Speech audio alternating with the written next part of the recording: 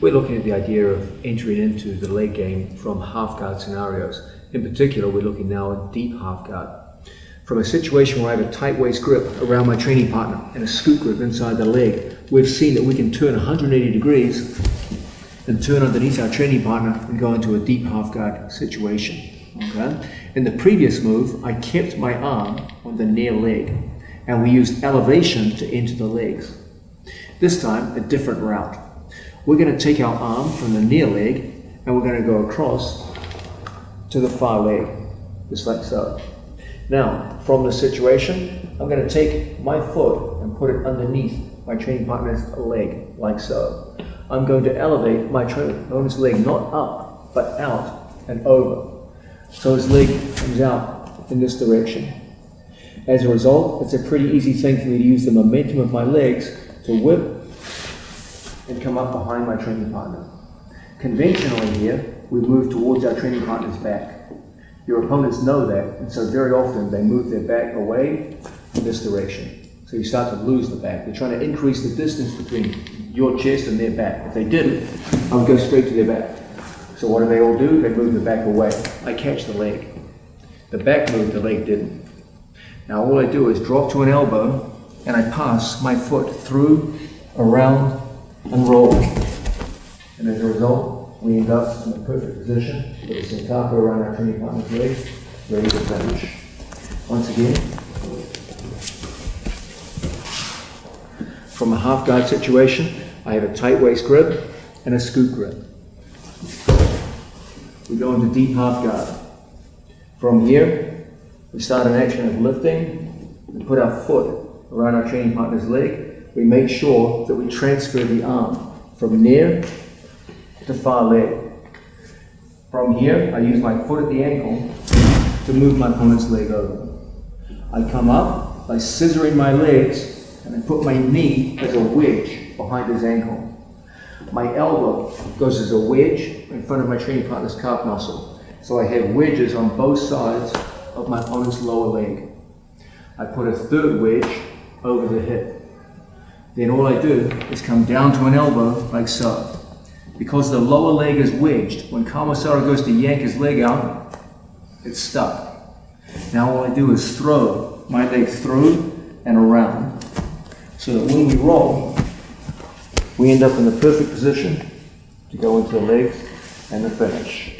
One more time.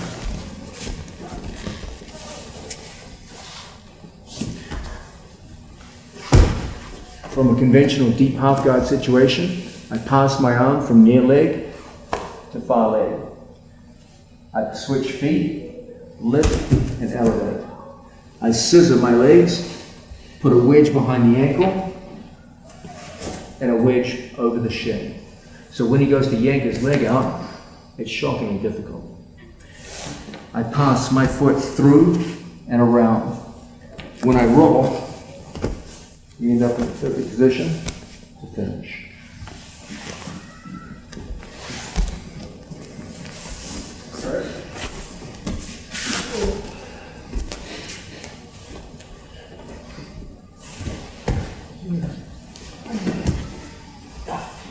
Now, Bernardo transfers his arm across to the second leg.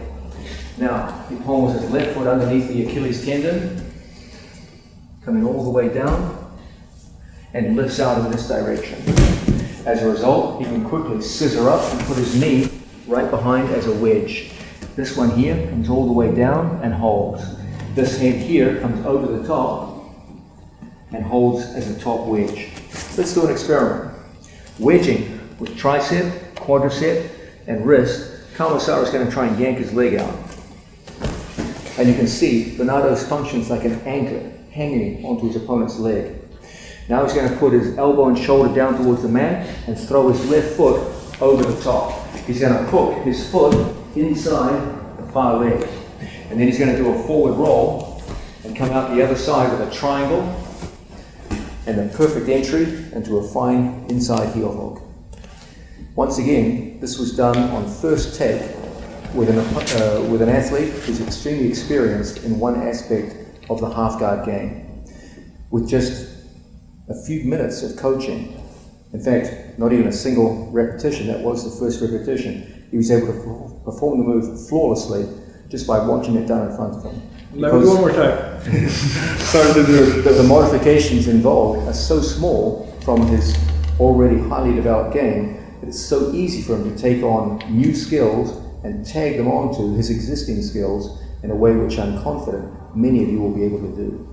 Yeah, guys, my first time doing it, and had never done this move before. So now second, let's see. So I'm here, here, here. Good. Left foot Here. takes him forward.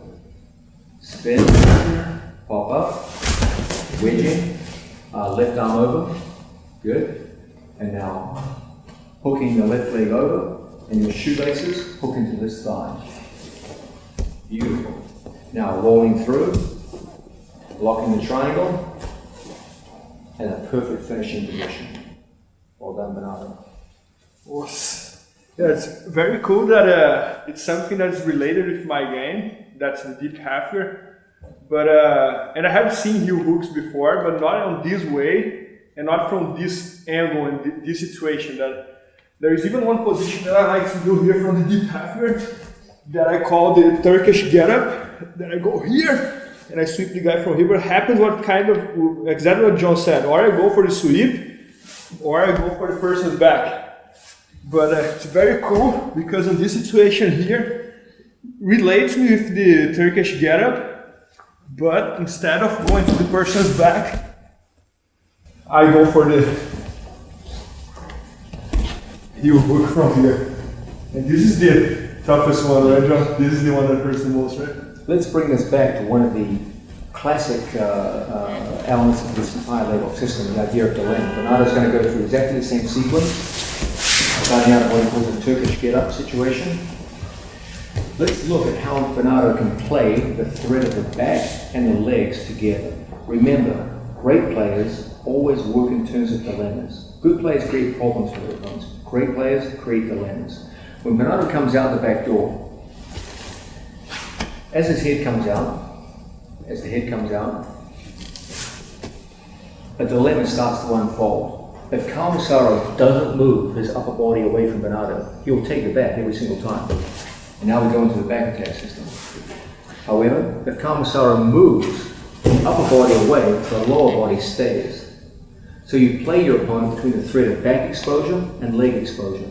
You can only hide one, you can't hide both. It's either the back's moving or the leg's moving. Okay, one of them, take a choice. Now, because there's little back exposure, it's too far away, Bernardo settles for the legs. Hooks in,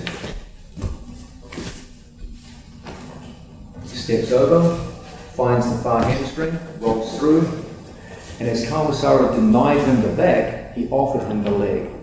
When you start to see the sport in this fashion, as constructing dilemmas, where you always, it's a bad outcome for your opponent, that's when the submission game truly starts to open up.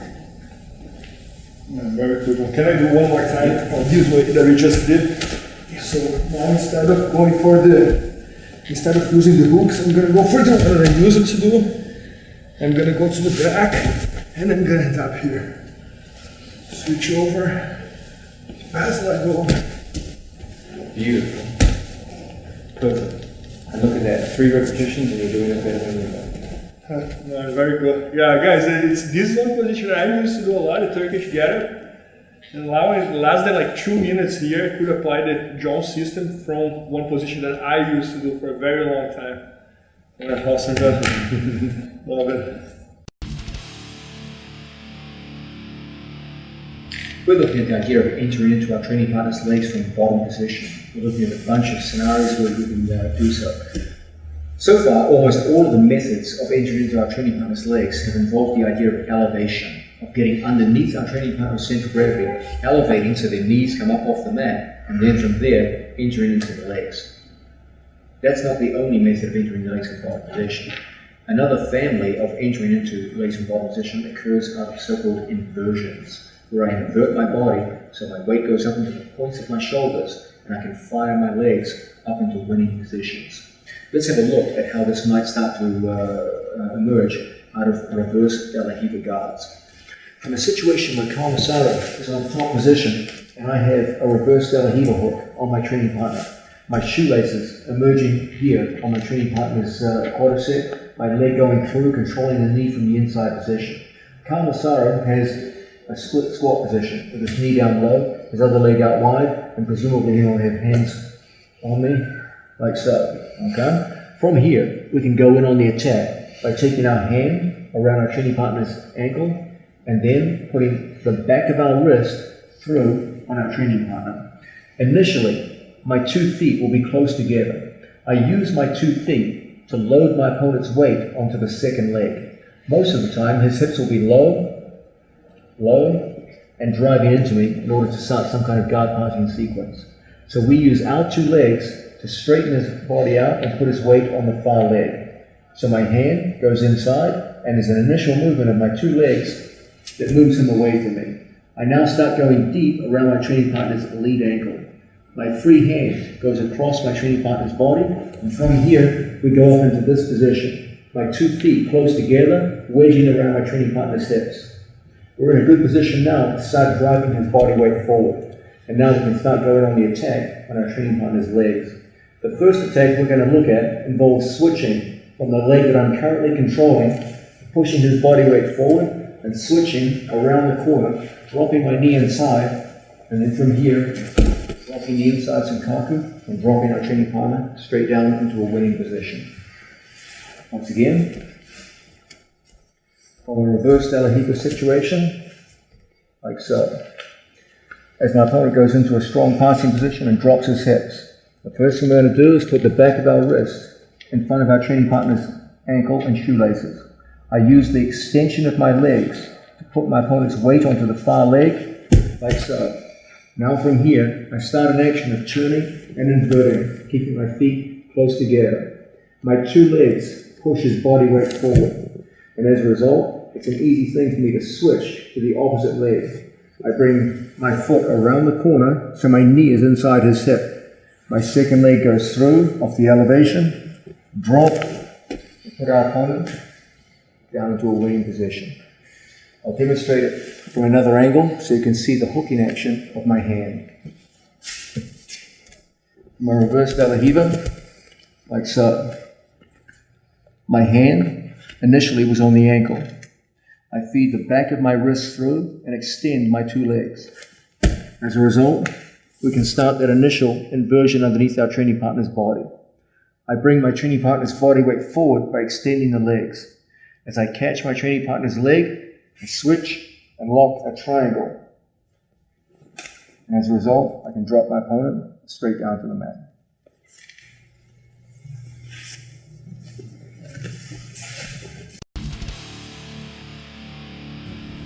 Let's look at how we can use that same reverse De La Riva inversion to go into the near leg. In that same situation, my opponent's in a split squat looking to pass against my reverse De La Riva. From here, we've seen the idea of taking our hand initially on our opponent's Achilles tendon, feeding through and extending so we can come around into this good attacking position. Okay? Now, this time, instead of attacking the far leg, we're going to post the far leg and switch our legs underneath our training partner so we can turn, lock, and attack our training partner's near leg. And as a result, we end up in a winning position. Once again, on the reverse De La Riva entry, I go through, locking and extending. Off that initial inversion, I come up and my feet switch. My foot pommels through and around. And as a result, it's an easy thing to turn my body's angle, drop with a full Senkaku locked around the legs, and into a winning position.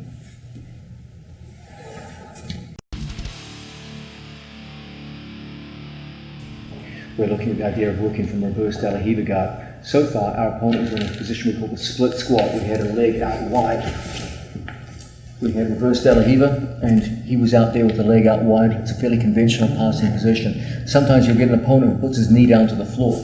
Not a bad idea on his part, especially if he's worried about the leg locking game. Okay? In situations like this, we'll start off putting the hands through. We're going to extend and get his knee basing out like so. Okay, knee on the floor. Now, from the situation, just like before, we'll go around the corner into this good attacking position. Okay?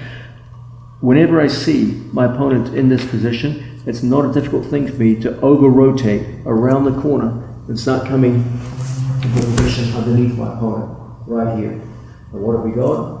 Right into a reverse X guard. Not a difficult thing now. To catch the knee, lift our opponent up off the mat, and drop him into our favorite attacking position. Once again, in the situation, reverse Balahiva guard, my opponent's dropped the knee to the floor. We'll catch on our training partner, extend our training partner's body out and away. As a result, we can start that action of rotating. Look at how I over-rotate, going all the way through on my training partner. Now, we're in the perfect position, reverse X guard, to start bringing his hips over our head and drop him into our favorite control position to set up the strongest of all the various movements.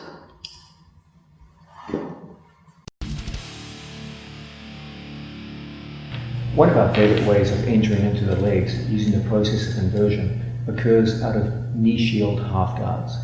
The knee shield is an incredibly useful means of preventing my opponent from putting heavy chest pressure on me whenever I work from a half guard situation. Typically, when someone's in a half guard on top, they're looking to get chest-to-chest contact and flatten and pin my head and shoulders to the mat. Knee shield is designed to stop that from happening. There's a variety of places I can use my shield, anywhere from the shoulders to the hip. But when we work without a gi, as a general rule, I prefer to keep my knee close to my opponent's hip. This is especially true when I'm dealing with my own students who are highly proficient in leg locking. So I'm going to keep my feet either locked or at the very least close together and my knee in the pocket of my training partner's near hip. Don't make this common mistake. Don't bring the knee across to the far hip. Now you're setting yourself up to easily be squashed and passed. So we keep a very shallow knee shield right here on the near hip like so. This is used in conjunction with a cross frame where I put my hand on my opponent's shoulder and my forearm and elbow on the near shoulder. So that as Kalmasaro goes forward to drive body weight into me, it's a difficult thing for him to accomplish. Now, I'm going to use my legs in a way quite similar that a beginner will use a scissor sweep. You guys are all familiar in Jiu-Jitsu 101 with the idea of a scissor sweep, where my legs go around my training partner and I scissor and drop my training partner to the mat. From a knee shield situation, I'm going to take that same scissoring action and apply it on one leg. This provides a small off-balancing effect that gets my opponent's body weight moving away from me. I don't want his body weight crowding me here. That's never a good thing. So use that half scissor and get him moving away. I'm going to take my free arm and lock it here, inside my training partner's leg. Now, this is where things get interesting. I'm going to take my knee from the near hip to the far hip. I do it behind the safety of my frame. As my knee comes across my training partner's body, I push into my training partner's hip. I plant my foot on the mat, and now I go around the corner and I pull my head inside my training partner's legs. So my head goes inside the knees. This is a very, very important detail. You'll notice that my whole body is stacked up on my shoulders. From this position, I can use my legs like a pendulum. That pendulum effect enables me to dominate the inside of my opponent's hip with my right foot. The pendulum supplies the horsepower, but it's my right foot that provides the connection. Because my hips and lower back are off the ground, I have a great ability to bring my opponent out of balance and into a very strong attacking position. Once again, from a knee shield situation, I have a shallow knee shield in the pocket of my training partner's near hip. I have a cross frame on my training partner. I use a half scissor action to move his head out of my way. I get a scoop grip on my training partner. I use that to put my hand under the armpit, come up, and put my knee into my training partner's hip. As a result, I can create sufficient space to pull my head inside my training partner's legs. This puts his hips over my head, the essential prerequisite of movement in this position. Now from here, I use a pendulum action of my leg combined with the hooking action of this leg to move my opponent across the line of his hips, the one direction where he has no base. And as a result, I can easily put him down to the floor and go into a very strong attacking position. Let's have a look at some common mistakes that can definitely cause problems when you attempt this move.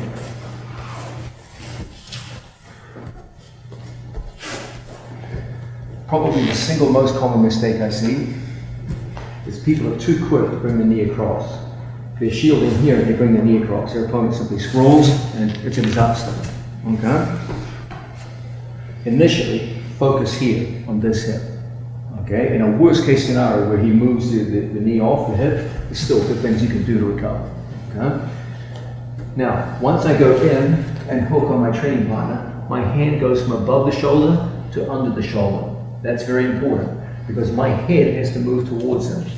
I don't want to run right into my opponent's crossface and then I can't move.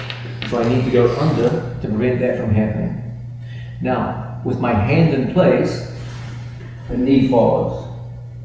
Once the knee follows, now we get into the next most common problem. People try to do the move without putting their head inside. Their opponent simply walks away from them and nothing happens. I have to get my head inside the space between his knees. That's absolutely critical. So once I push across my training partner, from here, look how I slingshot my head inside. Look how I stay on my shoulders. A common mistake is people over-rotate and they go off their shoulders onto their hip. That's a potential disaster. When I over-rotate, all this weight ends up on top of me. Yes, I have an inside senkaku. Yes, it is possible for me to finish from this position, but it's awfully, awfully difficult because I'm contending against my opponent's body weight and the strength of his scroll. I'm not going to say you can't finish from here. You can, especially if I can get a hold of my opponent's lower leg and start elevating him. But it's not easy at World Championship level. In general, you're better off working from the points of your shoulders where you can use the pendulum action to throw his body weight decisively and easily and end up in that preferred position. So, avoiding those mistakes, let's look now at a proper application of the move. It all starts with the classic no-gi version of the knee shield, dominating the near side hip, then forming an effective frame that starts above the shoulder, then a scissoring action that moves my training partner's head away from me, then a switch of hand from above to below. That sets up the elbow deep grip, the movement of my knee across, and then the critical pulling of my head inside his knee. Now, even when Kawasara goes to move away from me, from here, the lifting action of my right leg combined with the pendulum action of my left puts him down into a winning position. One of the themes that we're working with in this DVD series is the idea of taking athletes who already have a strongly developed skill set and adding leg lock skills onto what they already have. A sad perception of leg locks is that they run contrary to the spirit of jiu-jitsu, when in fact I think they work extraordinarily well with already strongly established skills that many of the current athletes already have. Bernardo Faria has always been very, very well known for his knee shield half guard. It's always been one of the strongest aspects of his game. We've seen already that knee shield provides an excellent opportunity to go into full inversions on the point of our shoulders and throw our opponents to some of the strongest of all the leg locking positions. Let's look at how easily Bernardo Faria picks up the skill from a scenario that he's obviously extremely familiar with and very much an expert in, and then adds on a few simple elements of the leg locking game and ends up in one of the strongest leg locking positions in the sport. From a knee shield half guard situation, Bernardo does a good job of covering the near hip. Then from here, starting with the frame above his opponent's shoulder, he starts off balancing his opponent with that scissoring action. That gets the head moving away from us and sets up an ability to put our hand underneath the armpit and then scoop inside the leg. This is going to enable us to push that shield from one hip across to the other and fully invert up onto the points of our shoulders. Once we get there, the whole thing is to get our head inside our opponent. So as the head comes inside, we are now going to use a full pendulum action to whip our opponent over and into a full inside Senkaku position, cross Ashigarami. As a result, we go into knee bar finishes or inside heel hooks. I leave that up to you. That was a perfect repetition done on the first blush by an athlete who's already extremely well adapted to the knee shield game, and within a matter of minutes, merely by looking at the action, he was able to successfully complete the movements. One more time. Go, Carter. So, here.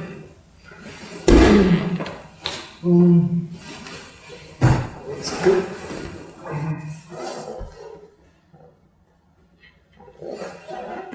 Perfect. Beautiful. Now your choice is knee bar or inside heel hook.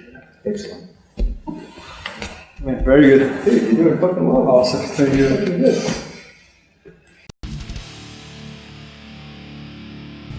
Now, we've been looking at practical scenarios where we can use much of the theoretical knowledge we learned earlier in the DVDs and scenarios that you find yourself in every single day that you're training. We've broken these 4 scenarios into 4 main categories: standing position, ground position on the bottom, ground position on top, and double seated position. Let's begin now our study of top position on the ground, entering into our training partner's legs and getting into Ashigarami from top position. Carl. The first thing I assess if I'm working to get into my opponent's leg is I ask myself a simple question: is my opponent in a seated position or is he in a supine position? Okay, that's always the fundamental dichotomy, because how I go into entering the legs is very different depending on what I see in front of me. Okay, let's look at a situation where Kawasara is placed down here and he's in a seated position.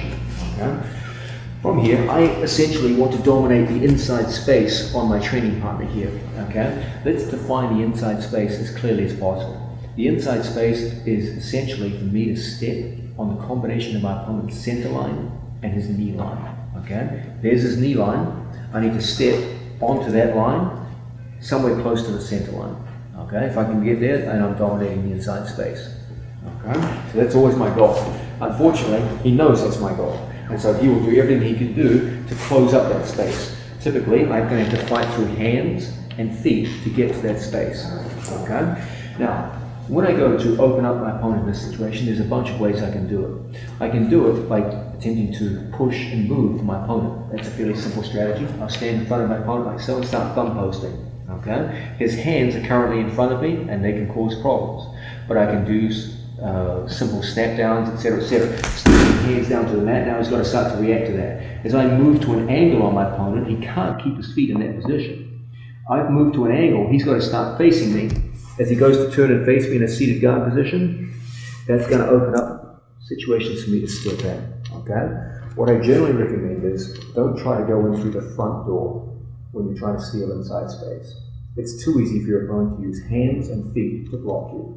You've got to generate some kind of movement to open your opponent's feet and expose the area between your knees for you to step into. Let's look at some simple strategies to do this. We've looked already at one. The inside space is currently completely closed off by the feet and it's protected by the hands. Okay? So I'm going to stand at a distance with my training partner and go down into a stance where my head level is roughly the same as his. I will go in and put a thumb post on my training partner. The thumb post enables me to start a pushing game. He's going to start pushing back against that. Then from here, my second hand comes out. I step to an angle and I hit a snap, put his 2 hands down on the floor. Off that movement, I've moved to an angle. If he doesn't react to my movement, I'll go around behind my opponent. So he has to react to it. He has to turn and face me, otherwise I'll take his back. Okay? Once I start hands on the floor, a movement out to an angle, he has to turn and face. And that's exactly when inside space starts to open up. Now from here, I put my hand on the floor and I back step. And off that back step, I dominate the inside of the knee. Well, I find myself in one of our favorite attacking positions. Once again, I have to use tactics to steal inside space. You're not just going to walk in the front door and take it. Initially, There's my thumb post. It starts a push-pull dynamic. Okay? Off the initial pull, off the initial push, I start going into a pull, hitting a simple snap. I put my hand behind my training partner's tricep, my other hand in here, and snap the hands down to the floor. Now I step to an angle, my opponent goes to react to the step, opens up space for me to step into. I put the head down low, block, and find myself in a winning position. Another, want to get that on track? Can you do one more time, John? Yeah, cool.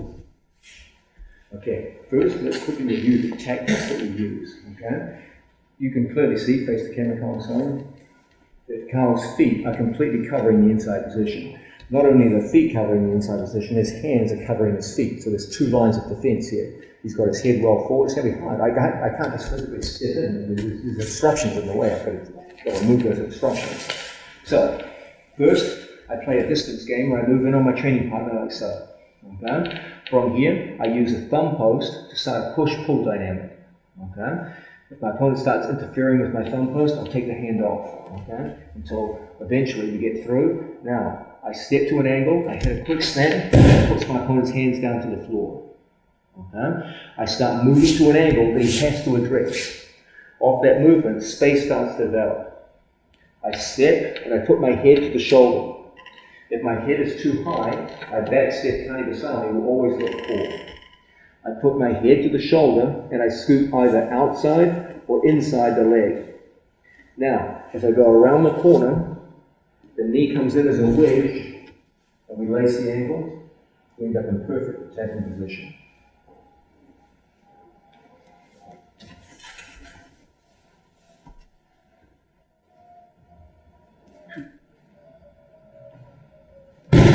Circle. He opens up, step in. Now left hand grabs the ankle.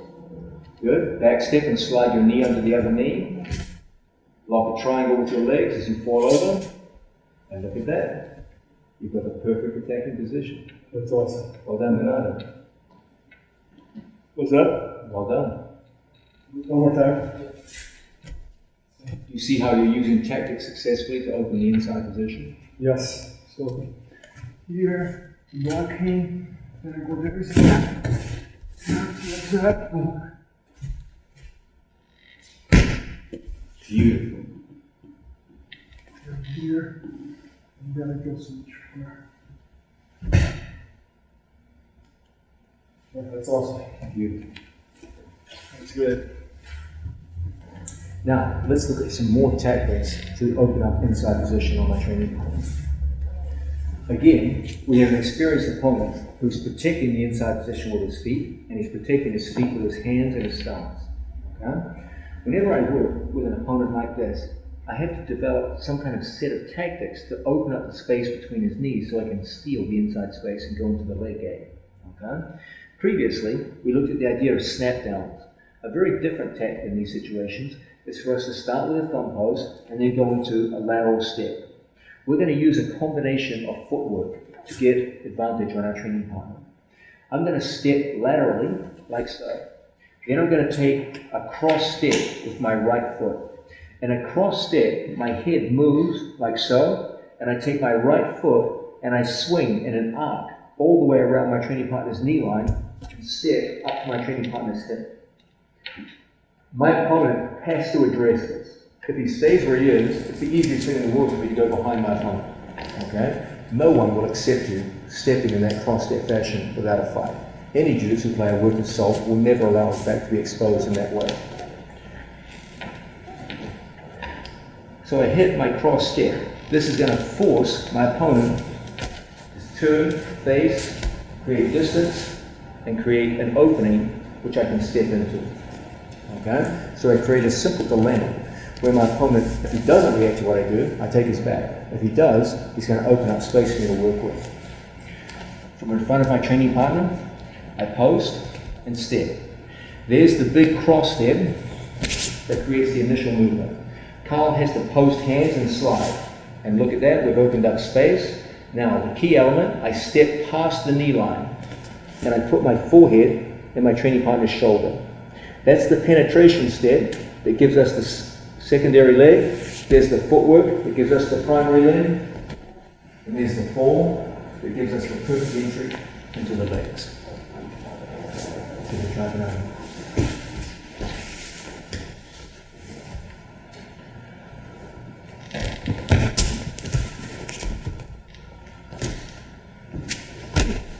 Beautiful.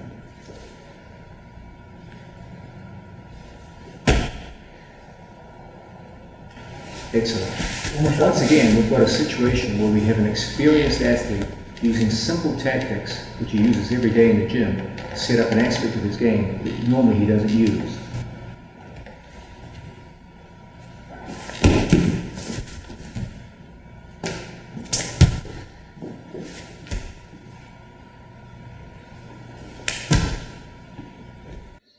And John, to finish the heel hook from this situation, what's the proper way to go here? The first thing we need to do is have our opponent's knee facing more up to the ceiling. So we're going to shift our body, good. Now this knee here always wants to point at our training partner's belly button. We're going to shift the orientation of our body by taking our hips out in this direction, good. So that our knees face towards our training partner's stomach. Now you're going to take your elbow and you're going to cover your opponent's foot in the appropriate fashion, and then lock up. You're going to fall towards me, and the hips go forward. Well done. Very good. Got it. So I gotta force his knee to be up. Let's have a look at this. Do you mind playing?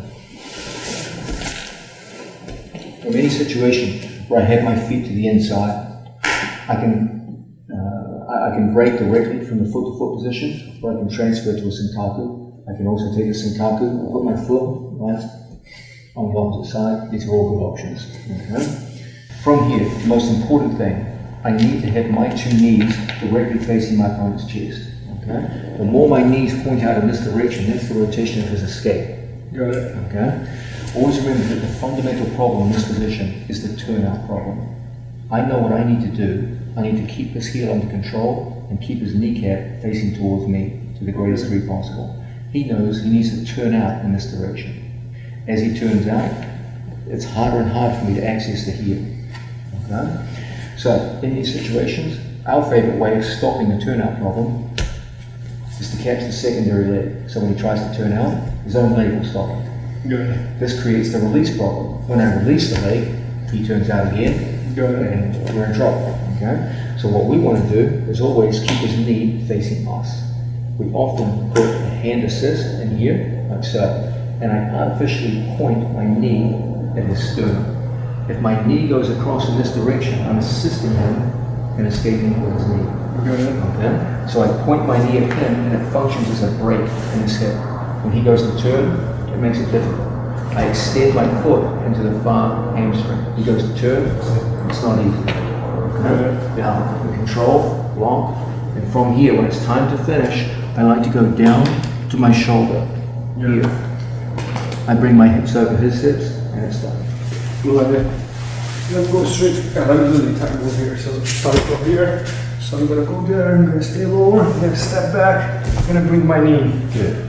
Then I'm gonna fall, and then to make sure he doesn't roll, I control his leg. Good. Right. So then when I go there to attack, There's a danger now. He's going to come this way. So you need to quickly hold the knee with your right hand. Good. And pull back. Left elbow goes over his ankle. Good. Lock. Now from here, take your right foot and put it under this hamstring. Right foot.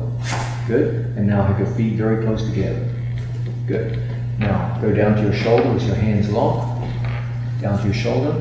And now drive your pelvis up towards the cameras. I got it. Very good. That's true. So I always try to figure out what's the most important thing. Can we say that this is one of the most important things? But this is where his escape is gonna come. There's no one thing, right? The short answer is no. There's more important things than that. Okay. It's a useful expedient to stop the guy moving, but it's not going to be enough at the highest level. It's a detail, but it's not the absolute critical detail. I got it. So what would you call the absolute critical detail here? Okay. Everything I do in this position is designed to prevent my opponent from turning out in that direction. So the number one thing, if I can, is to seize this leg. I got it. Okay. But at some point, I have to release this leg. And that's when the whole turnout problem re-emerges. You get the release problem, and now it's moving in this direction. So my number one thing, when it's time to chase a leg in this direction, is to keep my head inside his knee. His whole thing is to turn his knee this way. Okay. Right now, there's no way I can heel him. With the knee turned, I simply can't get to his heel. Okay? So my whole thing is to bring my head inside his knee. Now, as Carl continues to turn, my head becomes a post on the floor. So that when he continues to turn, my head stops him from moving. When he stops moving, that's when I can catch up to the heel and lock it. And then roll through, And then it's done. and then it's done. Okay. Let me So see. the number one thing is always head position. So here, boom, boom, got here. Then to prevent him to roll, I'm gonna control his leg But at some point, you got to release it to get to the to heel. attack. So when I release it, I'm gonna focus Slow on him controlling down. his knee. Good. And then we bring our Control head forward. So your head is inside his leg. Okay. Now, put your head down on the floor, use it as a post, and use the post to attack with the heel hook, and then roll. Ah, it fits really well here. Yes. Roll through on it, keep rolling, and now you have the winning position. I got it. Beautiful. Well done. So one more time, let's just change the angle because when my head goes to the floor, it fits perfect to get a heel hook, right? So here, I'm gonna step back and place my knee on the ground. I'm gonna go here, and then to prevent him to roll, I control his leg over here. Right? Let's just change the angle here to make sure everyone can see. Okay. Then, at some point, I gotta attack his leg. So what I'm gonna do, I'm gonna start opening up and make sure to control his knee over here, and then I can even use a hook over there. Good. But when I start going there, he's gonna start getting out, right? So what I'm gonna do, I'm gonna place my head on the ground, and this is the detail that I want to make sure the camera covers. So can I just move for, Yep.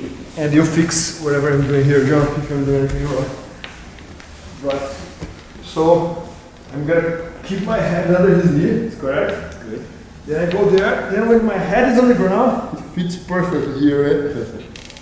Yeah, that's awesome. Now he's gonna keep Now rolling. continue rolling. Now he's done. Okay. Now he's rolled into. And this Yeah. is really, really strong. That spot when I have my head on the ground, his foot is like, So in answer to your question, what's the number one detail in that position? it's the head. It's head posting. I got it. Your head must be inside his leg in order to get to the heel. Got it. And the easiest way to ensure that it stays inside throughout a rolling situation is to post on the floor. Okay. That way you stop him from rolling while you can still move, and you have 2 free hands.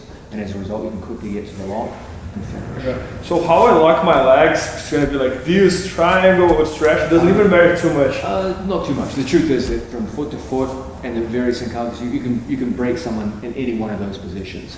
But our general preference for maximizing breaking power is to lock an inside Senkaku, triangle. In triangle. Yeah. And you have 2 choices. You can have the triangle with your feet inside your opponent's legs, or the triangle inside the leg and a foot outside the leg. That's Okay. the tightest, but it does restrict your mobility a little bit. There's pros and cons to each of that level. But the head inside the knee is the main thing. That's how you're going to get to the heel. I got it. Man, that's really good. Thank you, John. We're looking at the idea of entering into leg attacks when we're on top of our training partner. We've seen the fundamental division of situations where my opponent is seated or where my opponent is supine. Let's look now at the supine situation. My opponent's down on his back and working. If my opponent has any skills, he'll have his knees close to his chest working in a situation like this, and we have to go to enter into the legs and get work done. As a general rule, the more extended my opponent's legs are, the easier it is for me to enter into the legs and get to a winning position.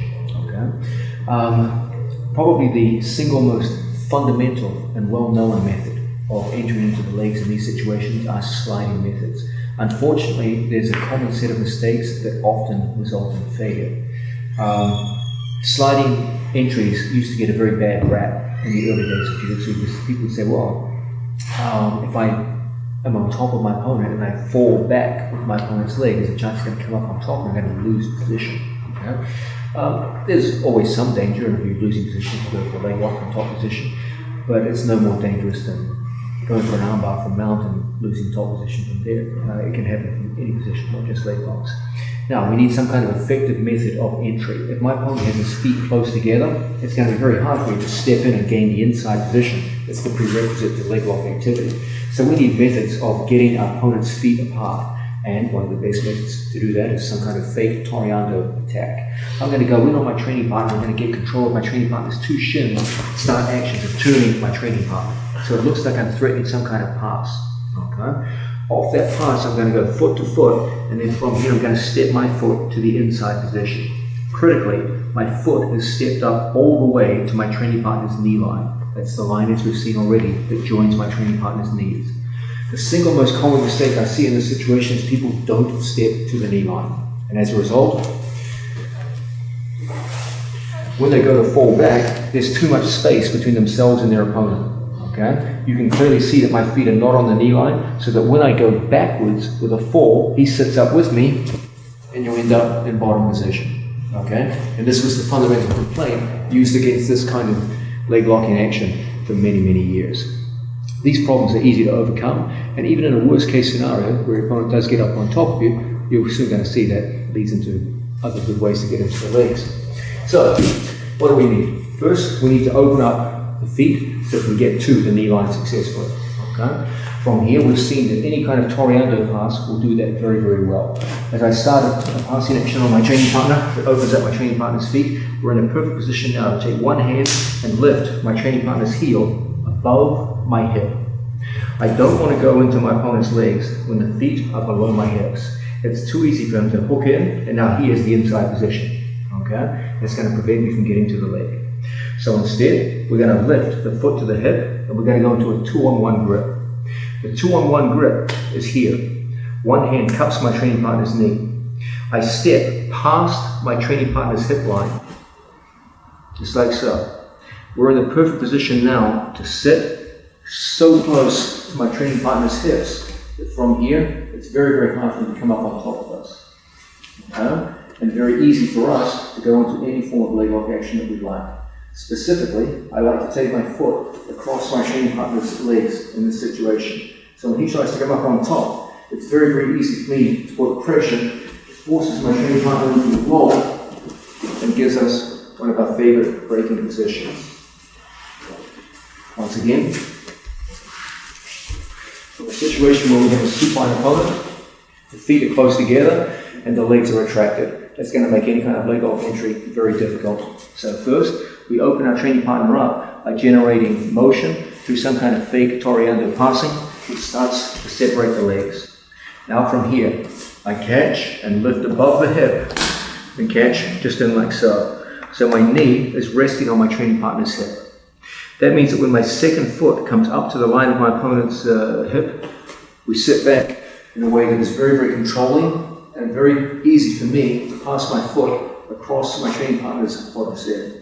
When he tries to come up towards me, that reaping action makes it very easy to hook onto our training partner, rotate the man through, and as a result, we end up with very strong breaks down on the mat.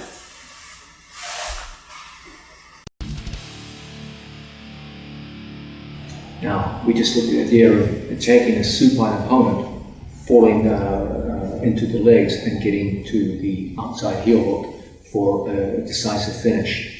No matter how good you get at any given move, there's always going to be that day you make an error, a mistake, and things don't go your way.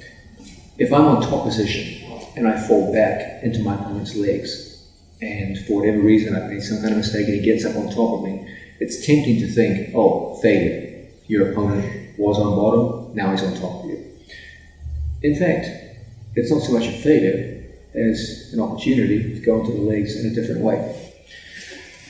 If I'm working against a supine opponent, and I use some kind of Toriando action to separate my training partner's feet, I come in, we saw the idea of stepping in on our training partner and locking up like so. Let's say I'm a day late and $1 short, and my training partner does get up on top of me. Okay? We know exactly what to do from here. We have the cross buttock position. As a result, it's very easy for me to start an action of lifting, of bending, and putting them down into our favorite positions. Just because you've lost sense of top and bottom doesn't mean you can't be effective with leg locks. Always remember, the leg lock entries are equally effective from top or bottom position. Should you experience failure in the top position falling backwards, it will still be just as easy for you to elevate your opponent and go back into the legs in the ways we spent a considerable amount of time looking at. Once again, we move in on our training partner. From here, we're in the perfect position to establish a 2-on-1 control. We control the hip, like so. As we fall, our opponent gets up with us. He times my fall back. No problem. We have a cross-butted position. My second foot goes through, knees to chest, lift, elevate, and down.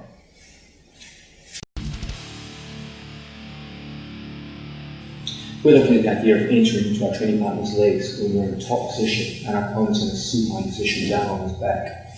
We've seen from situations like this, the primary method of entering is to use some kind of passing pressure to create a situation where I can get inside the space between my opponent's knees and then from there enter into the legs. Okay? Another method is to completely go outside of my opponent's legs. Okay? If I stand with no legs inside my opponent's legs, and he has no feet inside my legs, we're essentially neutral with regards to inside position. I don't have inside position, and neither does he. Believe it or not, this is actually a very good position to enter into one form of leg lock. The advantage of having inside position is that I have many forms of leg lock that I can use from here. I can attack both legs with many forms of leg lock. Here, I can only attack one leg with one form of leg lock. That's the bad news. The good news is, the one leg lock we've got from here is a damn good one. From a situation where I'm lined up with my training partner, we're going to focus always on getting our opponent's foot above our hip. If his foot is below the hip, it's so easy for him to take an inside position and stop in my tracks.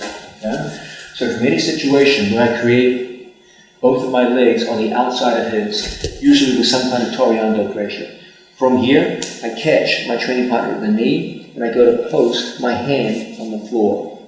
At the same time, I take my foot and I place it on my training partner's hip. Do not make this common mistake.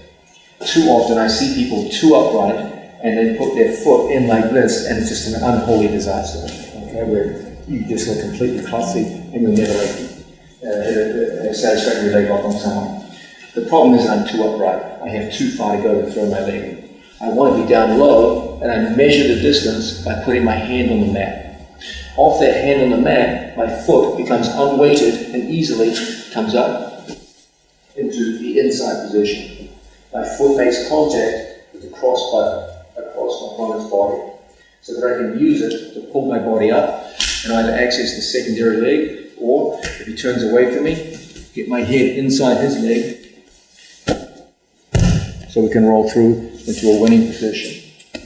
Once again, let's face this way. From here, previously we worked inside our training partner's legs. Now, we're working outside our training partner's legs. By coming down low to our training partner and putting a hand on the floor, it becomes possible for me to take my outside foot and place it to the inside. Just by putting my foot up and over, I hook onto the far leg. When he tries to turn away, we keep the head inside. As he goes to spin, we easily roll through into our favorite position. We're looking at the skill of entering our training partner's legs from top position when our opponent is in a supine or lying down position. One of the best means of going into my opponent's legs in this situation is to work from the inside of my opponent's legs and spin around the leg to the outside. In a situation where I'm inside my opponent's legs, presumably starting down on two knees or a low squat, from here I go through and I go to control my training partner's leg. Traditionally, to hit a guard pass, most people prefer to have the leg up on the shoulder. But for the purposes of entering the legs, it's fine, even better in some ways, to have the leg down on the bicep. Very often your opponent is resisting the guard pass, He knows you want the leg up high in the shoulder, and they fight to keep the leg down. That's a great way to set up what we're looking at. From this situation, I'm going to post my leg on the same side so that we get a wedging effect between my wrist and my knee. From here, we're going to take our hand and post it here on our training partner's chest or even on the floor. I recommend before we post that we have our knee off the mat to prevent any kind of potential triangle problems. Okay? This way my knee dominates the inside position and makes triangles somewhat difficult. From here, I post on my training partner's upper body. I'm going to pick my foot up and put my shin on the inner thigh. As a result, I can easily get my knee to the mat. Now I take my left elbow and sweep it up to my training partner's ankle. If I don't do that, my opponent can lock a triangle and stop my spin around the leg. So it's important that I prevent him from locking that triangle by elevating the ankle. My hand goes down to the mat. At the same time, I turn the corner and my right knee is going to ultimately end up being a wedge behind my training partner's knee. In order to do that, I need to make a radical turn all the way around with my knee coming through as a wedge. My second foot hooks onto my training partner and I catch my training partner's leg and connect it to my chest.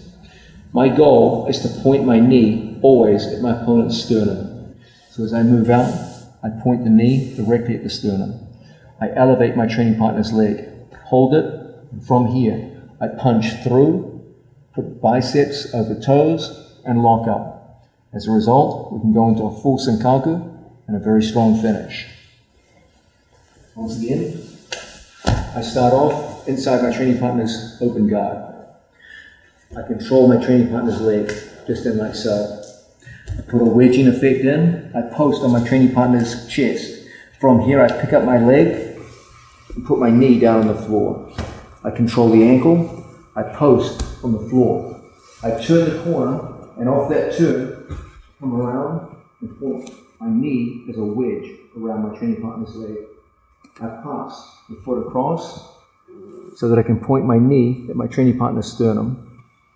As I lock my triangle, I catch one, punch through. He wants to turn everything this way. That's the route of his escape.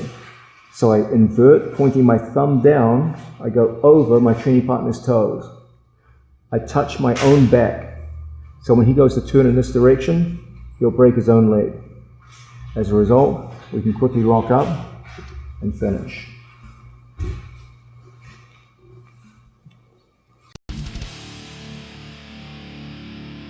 We just looked at what we call an inside-out entry into a nice heel hook variation.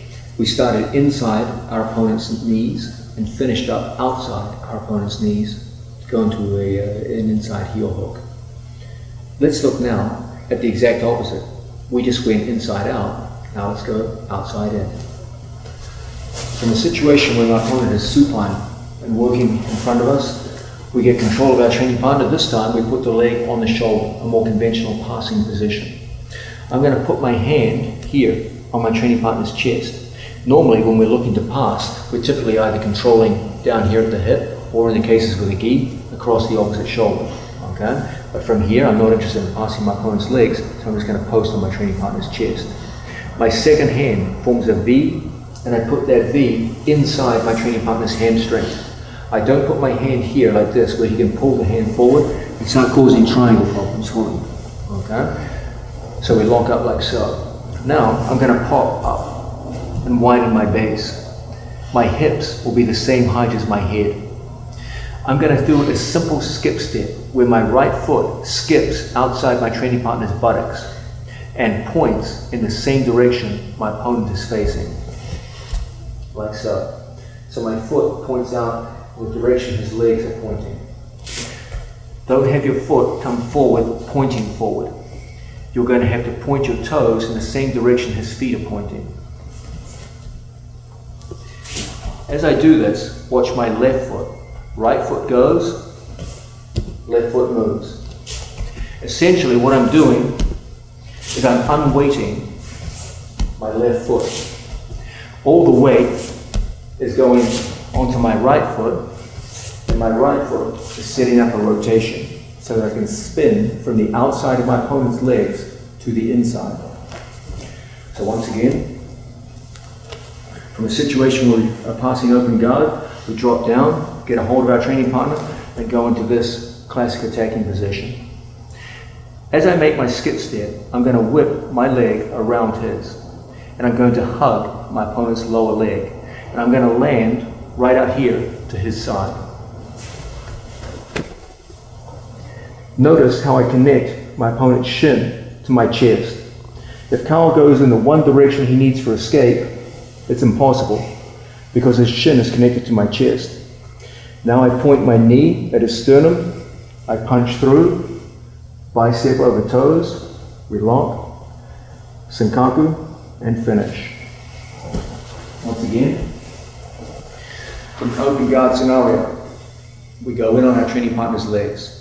I pommel my arm through underneath, my hand goes to my training partner's sternum, and we pop up. This creates light, mobile legs, which will enable us to make a quick turn.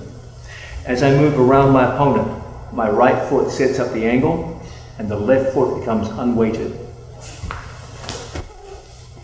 I fall next to him, making sure that his shin is connected to my chest. As a result, we can lock a senkaku and point the knee directly at the sternum. I control the foot. I know what he wants. He wants to rotate this way. So I make sure we get the bicep, touch my own back, lock, and finish. Here's the most common mistakes that I see with this move. People will have an uncontrolled landing crashing across their opponent's body.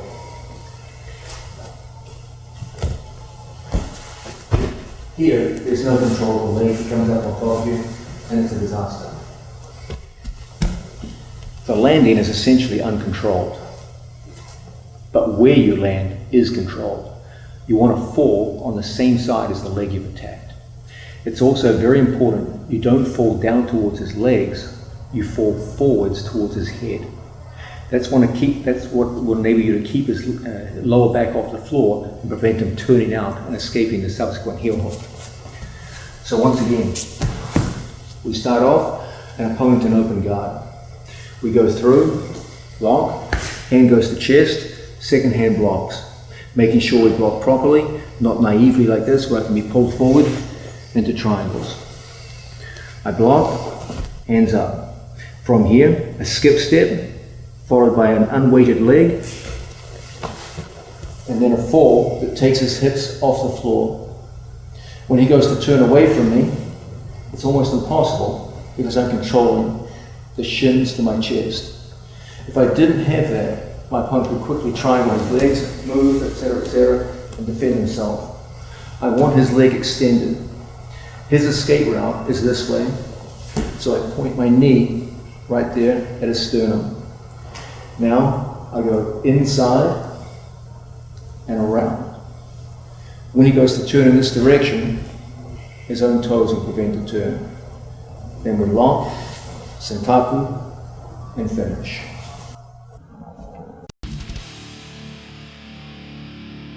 We're looking at practical applications of all the leg lock theory that we've seen up until this point. There are four main scenarios that you will be using for entrances into leg locks. We've seen standing position, we've seen ground position bottom, we're looking at ground position top. Let's look now to a fourth very common scenario, especially once you start dealing more and more with leg locks and your training partners are too. When you first see this position, it looks kind of artificial. But once you start getting deep into the leg lock game, you'll find it occurring more and more often with you and your training partners. Even in regular jiu-jitsu competition, this position occurs all the time, just because in many cases you'll have opponents who pull guard at the same time together, or one of them gets swept as they try to pass a guard, and the two athletes end up seated in front of each other. I often refer to this as the double-seated position. Double-seated position refers to any situation where you have two athletes sitting in front of each other, and his knee line is here, my knee line is here. We are both outside of each other's knee line. Our knee lines have not crossed. Here, I'm in an Ashigurami. Our knee lines have crossed. we're that close.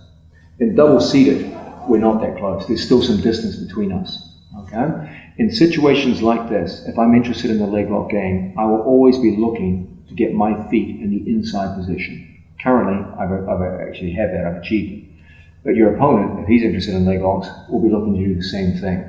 So most of the time, when we start off in these situations, typically it'll be one leg for him inside and one leg for me inside. The question is, how am I going to get two legs inside, or how am I going to take advantage of this in some way? If I have no legs inside, how am I going to save myself, etc., etc.? What should I be trying to do in this double-seated position? Okay? Well, the first thing I've got to do is put a brake on his ability to pommel his legs inside. So the first thing I'll do is I'll take my hand and I will hug my opponent's foot to my thigh. Okay? So if I have my opponent trying to pommel his leg inside, I don't grab my opponent's foot like this with my thumb and hold. The human hand is not strong enough to hold a leg. He will easily kick out and pommel his foot to the inside position. Instead, what I do is I take an open hand and I hug his ankle to my thigh. And I use the strength of my extending leg to hold him in place. When he goes to pommel out, it's a damn sight more difficult than it was before. Presumably, he's holding my foot in the same way. Okay? Now, to get inside position, I'm going to take my hand and strip his grip. As a result, I can pommel my foot to the inside. Where I pommel my foot to the inside is of the greatest importance. I have two choices. I can either go straight buttock, my right foot to my opponent's left buttock. In this particular scenario, this is highly undesirable. Why? Because it creates a situation where there's a tremendous space between my knees, and my two knees are pointing in different directions. As a result, it's extremely easy for Kawasawa to re-pommel and put his foot on the inside and start threatening me. Okay? So, once I get my foot to the inside, I want to go to a cross buttock position, where my right foot goes to the right buttock, like so.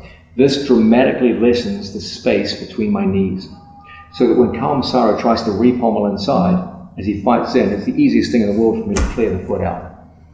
Okay? Making sure that when we pommel in from this situation, that we go to a cross buttock is a big part of success in this situation. Now, once I've established a cross buttock position, I have 2 feet on the inside. Always remember, 2 prerequisites are required to go into the Ashigarami from here, not 1. Inside position is never enough by itself. You must also have distance. If the distance isn't correct, I'll never get to the Ashigarami. If I sat where I am, I'm outside my opponent's knee line, I'll never get to a satisfactory Ashigarami. I'll never get my opponent's knee inside my knee line. The first thing we have to do is to establish a 2-on-1 grip and use our feet to pull our hips up to our opponent's knee line. Once we've done that, now we can enter an Ashigarami.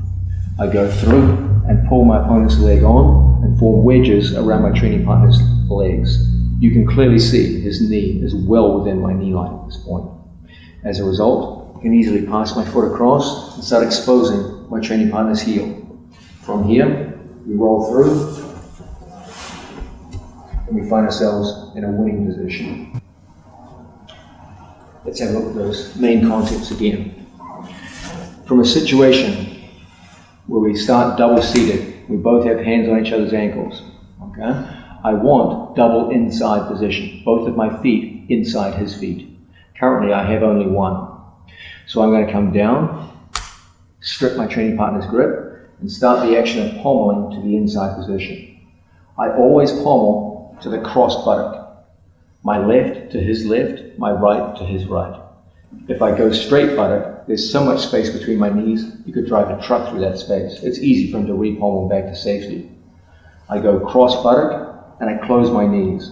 So when he goes to re-pommel, I can easily remove the foot. Now, I have double inside position with my feet, but I need now to close distance. I need to breach my opponent's, or penetrate my opponent's knee line with my hips. So I get a 2-on-1 grip, and I use my feet to pull myself up to my opponent's knee line. As a result, I can easily control my training partner's leg, form wedges around it with a tight Ashigarami. I expose my training partner's heel. Off that heel exposure, we control the far hip, we go to roll through, and we find ourselves with an excellent outside up Shigarami here.